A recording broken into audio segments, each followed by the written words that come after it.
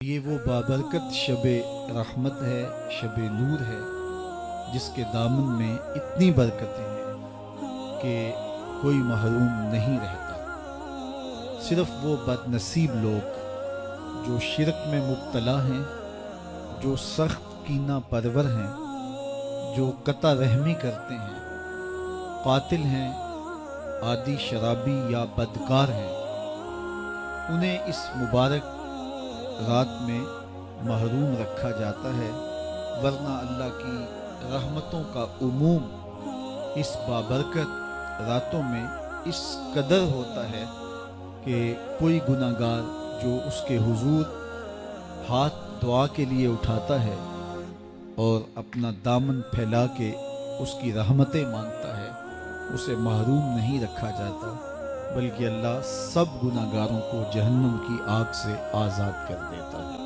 قرآن مجید میں ایک مقام دیکھیے کتنا دل آویز ہے۔ فرمایا ما یفعل اللہ بعذابکم، اللہ تمہیں عذاب دے کے کیا کرے گا؟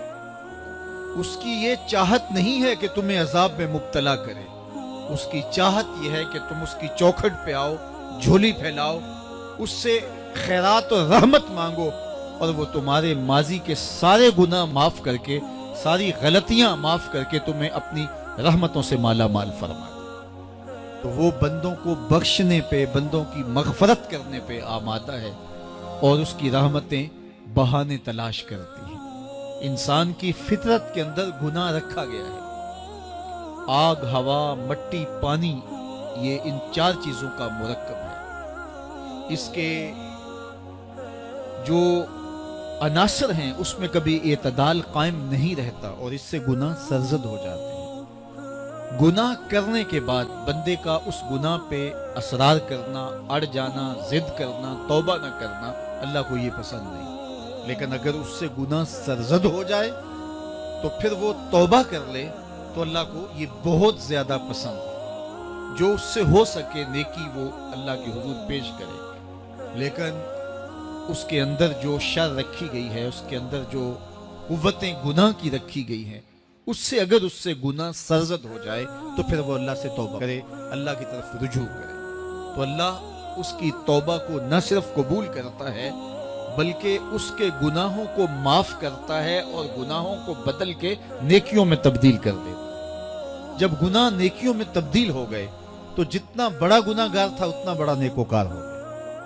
حضرت سیدنا عمر رضی اللہ تعالیٰ عنہ بازار میں جا رہے تھے تو ایک شرابی نے ہاتھ میں بوتل پکڑی تھی شراب کی، تو حضرت عمر ہاتھ میں درہ رکھتے تھے اور آپ کا جاہو جلال دیتنیت ہوتا، تو جو ہی حضرت عمر رضی اللہ تعالیٰ عنہ کو اس نے دیکھا تو ڈر گیا، اور دل ہی دل میں کہا اے اللہ آج عمر کے قہر سے بچا لے، میں تیری بارگاہ میں سچی توبہ کرتا ہوں، اور جلدی سے شراب کو بغل میں چھپا لیا۔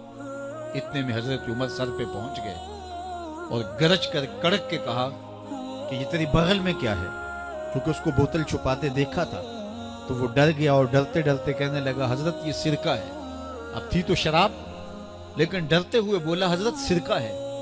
تو حضرت عمر نے کہا نکال۔ جب نکالا تو شراب نہیں تھی، واقعی سرکہ بن چکا تھا۔